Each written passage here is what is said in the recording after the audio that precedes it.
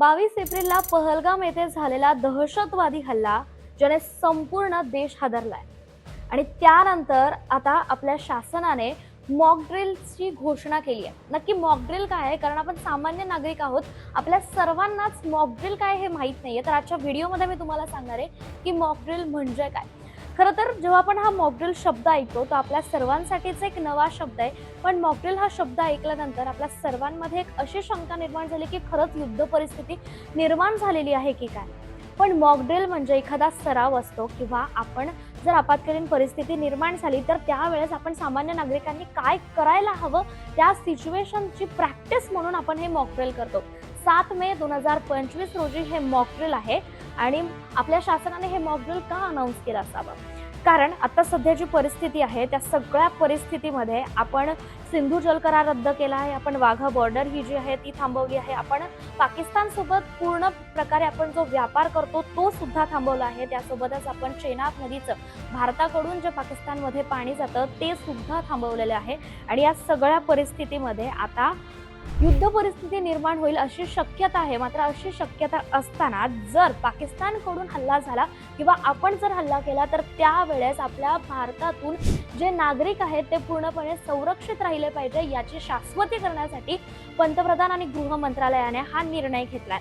तर या निर्णयामध्ये 2-3 गोष्टी आहेत त्या आपण जाणून घेणार आहोत।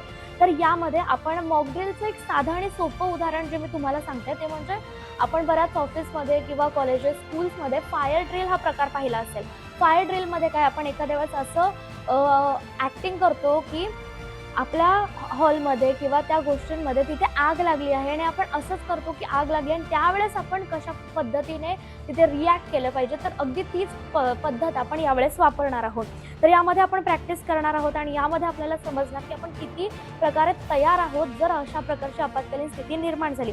तर त्यामध्ये एक सायरन वाजणार आहे। आता सायरन म्हणजे काय, तर एअर रेड असते।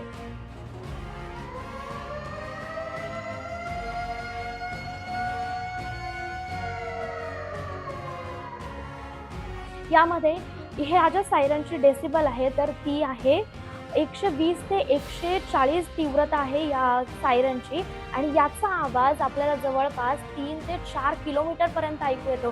साधारण ॲम्ब्युलन्स किंवा पोलिसची जी गाडी असते त्यापेक्षा वेगळ्या प्रकारचं हे सायरनचं असतं।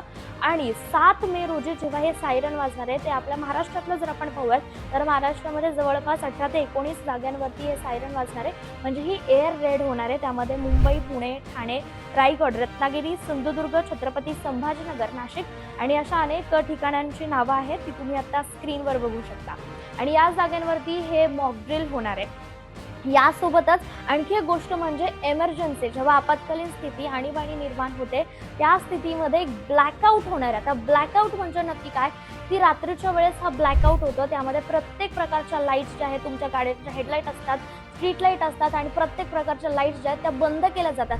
कारण थल सेनाकडून जर कोणत्याही प्रकारचं आक्रमण झालं तर त्यावेळेस आपली थल सेना त्यांना थांबवू शकते, पण जर एअरमधनं जर वायूमधून वायुसेनेने कोणत्या प्रकारचा अटॅक करायचा प्रयत्न केला तर त्यावेळेस हे सायरन वाजणार आणि प्रत्येक या जागांवरच्या जे लाईट्स आहेत त्या बंद केल्या जातील, म्हणजे पूर्णपणे ब्लॅकआउट। आता यामध्ये आपण नागरिकांनी काय करायला पाहिजे, जे भक्कम बांधकाम आहेत आपण त्याखाली लपलं पाहिजे। आता ज्या शहरांची मी नावं घेतली त्यामध्ये जे मेट्रो स्टेशन्स आहेत किंवा मॉल्स आहेत, मोठी मोठी दुकानं आहेत, यांचं बांधकाम फार भक्कम असतं आणि त्याखाली आपण लपायला हवं। आणि दुसरी गोष्ट म्हणजे आपली जी प्रशासन आहे ती किती इफेक्टिव्हपणे काम करते त्याची एक चाचणी म्हणून आपण हे करतो। तर इव्हॅक्युएशन आपल्याला करायचं आहे। यामध्ये जर चुकून तुमच्याकडून गाडीचं हेडलाईट वगैरे ऑन राहिलं तर वरती जे हवाई हल्ले होत आहेत त्यांना लगेच इथे जास्त लोक आहेत ते त्यांना समजतं, त्यामुळे इथे आपण जास्त जागरूक राहण्याचा आपल्याला प्रयत्न करायचा। जर यामध्ये आपण एक छोटीशी चूक केली तर त्यामध्ये आपलंच नुकसान आहे। मॉक ड्रिल बद्दलची माहिती आपल्या सर्वांना जास्त करून नाही आहे, कारण अशा प्रकारचे युद्ध आपल्या भारतात होत नाहीत।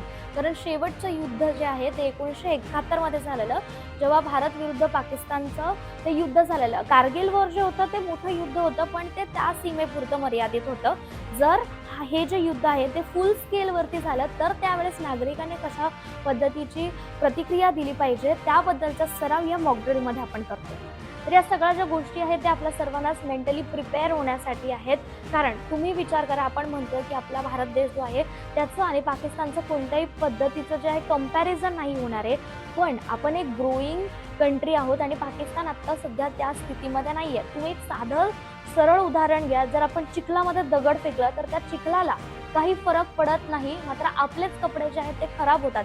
म्हणून हे जे झालं तर सर्वात जास्त नुकसान आपल्या भारताला होणार आहे, हे आपण यावेळेस लक्षात घ्यायचं आहे. तर काही गाईडलाईन्स आहेत ते आता तुम्ही स्क्रीनवर बघू शकता. त्या गाईडलाईन्समध्ये जे आहे काही प्रोटोकॉल्स असतात जे आपल्याला सामान्य नागरिकांना माहीत असायला पाहिजे आणि त्याचाच एक सराव म्हणून हे मॉक ड्रिल आहे. तर कोणत्याही पद्धतीचं घाबरायचं ही गोष्ट नाही आहे आणि आपण सर्वांनी आपल्या प्रशासनाला सहकार्य करायचं आहे. हेच न्यूज अनकटकडनं तुम्हा सर्वांना एक निवेदन असणार आहे.